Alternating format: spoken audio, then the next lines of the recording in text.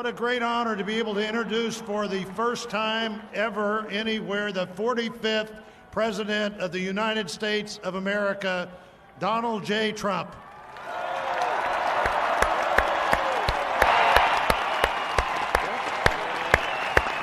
Did I get that one right?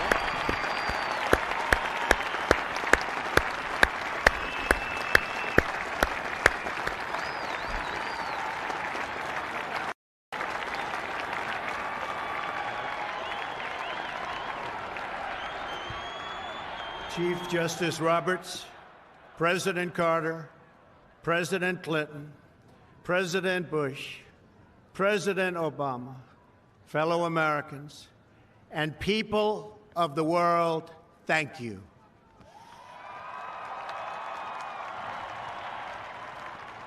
We, the citizens of America, are now joined in a great national effort to rebuild our country and restore its promise for all of our people.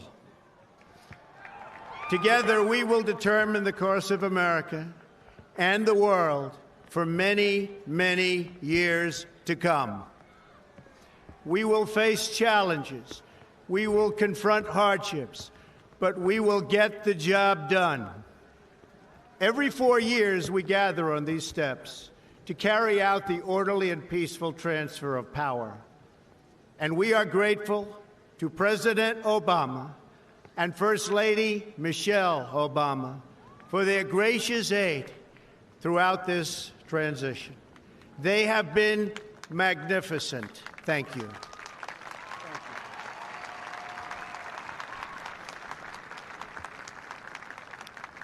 Today's ceremony, however, has very special meaning, because today we are not merely transferring power from one administration to another or from one party to another, but we are transferring power from Washington, D.C., and giving it back to you, the people.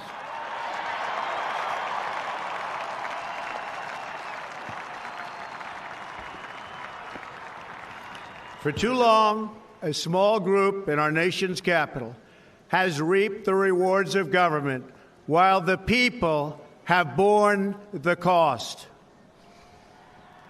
Washington flourished, but the people did not share in its wealth. Politicians prospered, but the jobs left and the factories closed. The establishment protected itself, but not the citizens of our country. Their victories have not been your victories. Their triumphs have not been your triumphs. And while they celebrated in our nation's capital, there was little to celebrate for struggling families all across our land.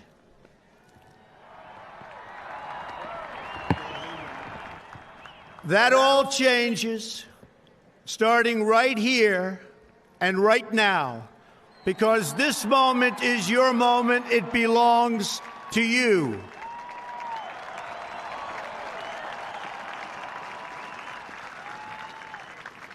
It belongs to everyone gathered here today and everyone watching all across America. This is your day. This is your celebration. And this, the United States of America, is your country.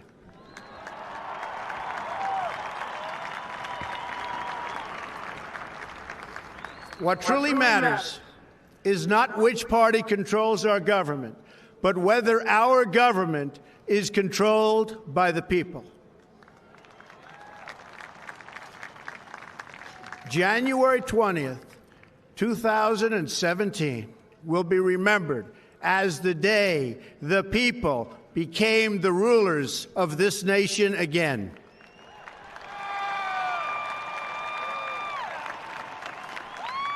The forgotten men and women of our country will be forgotten no longer. Everyone is listening to you now.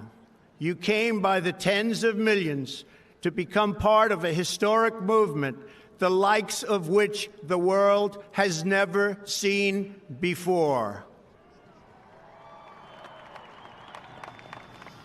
At the center of this movement is a crucial conviction that a nation exists to serve its citizens. Americans want great schools for their children, safe neighborhoods for their families, and good jobs for themselves. These are just and reasonable demands of righteous people and a righteous public. But for too many of our citizens, a different reality exists. Mothers and children trapped in poverty in our inner cities, rusted out factories scattered like tombstones across the landscape of our nation, an education system flush with cash, but which leaves our young and beautiful students deprived of all knowledge, and the crime and the gangs and the drugs that have stolen too many lives and robbed our country of so much unrealized potential. This American carnage stops right here and stops right now.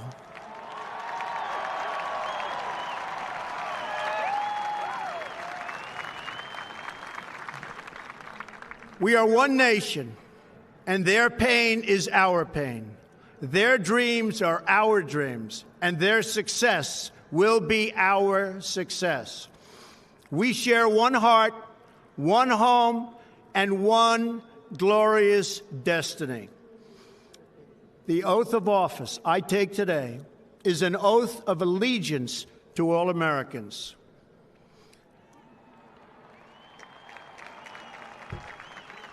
For many decades, we've enriched foreign industry at the expense of American industry, subsidized the armies of other countries while allowing for the very sad depletion of our military. We've defended other nations' borders while refusing to defend our own.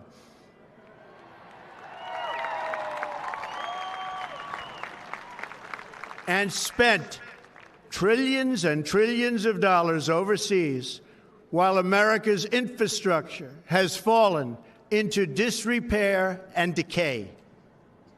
We've made other countries rich while the wealth, strength, and confidence of our country has dissipated over the horizon.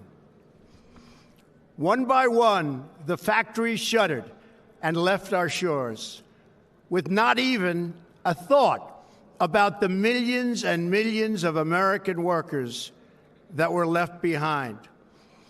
The wealth of our middle class has been ripped from their homes and then redistributed all across the world.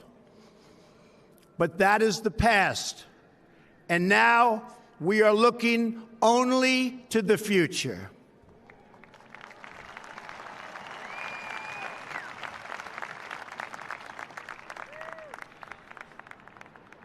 We assembled here today are issuing a new decree to be heard in every city, in every foreign capital, and in every hall of power. From this day forward, a new vision will govern our land. From this day forward, it's going to be only America first. America first.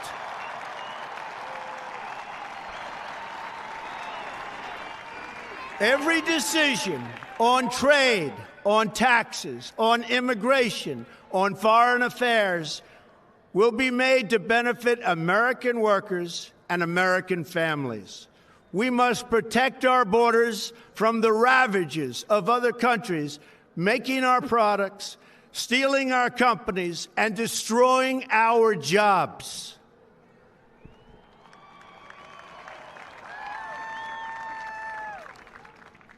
Protection will lead to great prosperity and strength.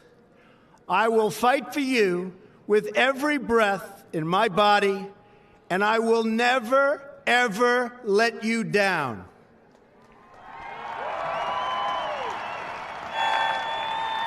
America will start winning again, winning like never before.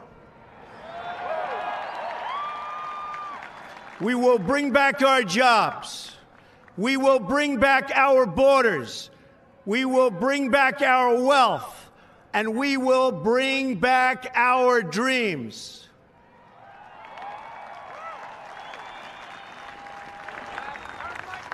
We will build new roads and highways and bridges and airports and tunnels and railways all across our wonderful nation. We will get our people off of welfare and back to work, rebuilding our country with American hands and American labor. We will follow two simple rules: buy American and hire American. We will seek friendship and goodwill with the nations of the world, but we do so with the understanding that it is the right of all nations to put their own interests first. We do not seek to impose our way of life on anyone, but rather to let it shine as an example. We will shine for everyone to follow. We will reinforce old alliances and form new ones and unite the civilized world against radical Islamic terrorism, which we will eradicate completely from the face of the earth.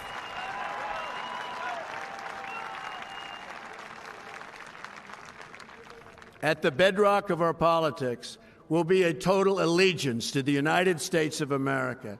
And through our loyalty to our country, we will rediscover our loyalty to each other.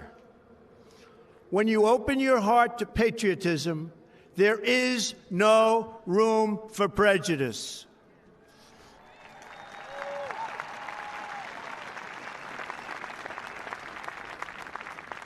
The Bible tells us how good and pleasant it is when God's people live together in unity.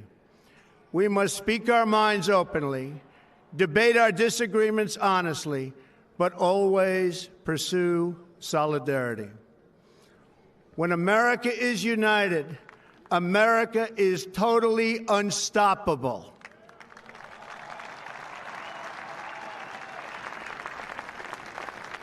There should be no fear.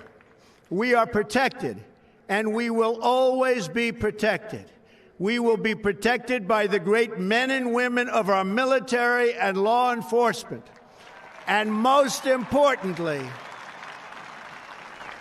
we will be protected by God.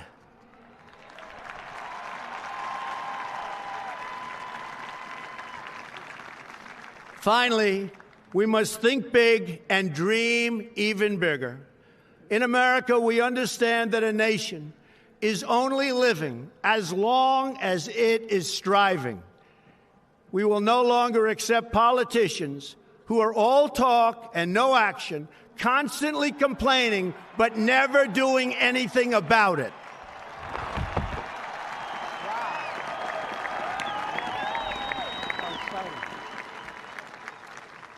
The time for empty talk is over. Now arrives the hour of action.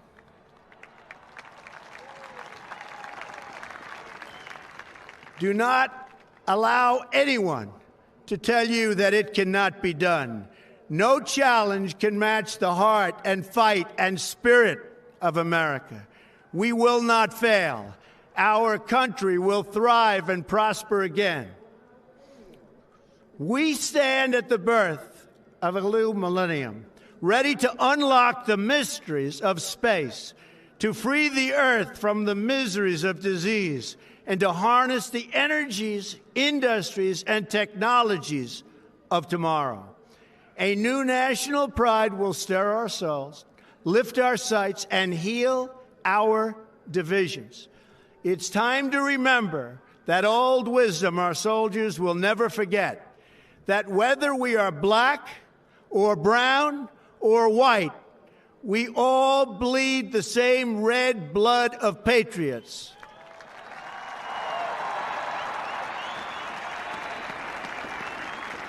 We all enjoy the same glorious freedoms, and we all salute the same great American flag.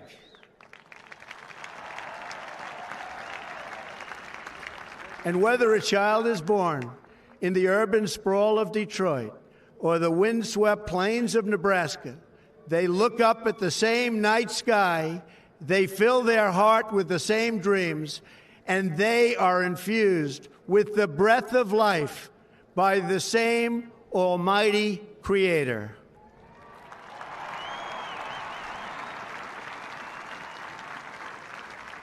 So to all Americans in every city, near and far, small and large, from mountain to mountain, from ocean to ocean, hear these words: you will never be ignored again.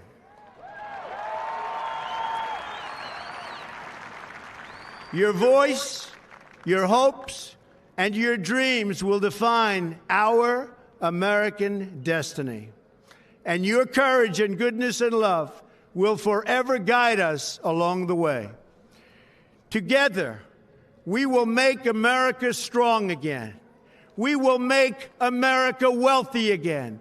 We will make America proud again. We will make America safe again. And yes, together, we will make America great again. Thank you, God bless you, and God bless America. Thank you. God bless America.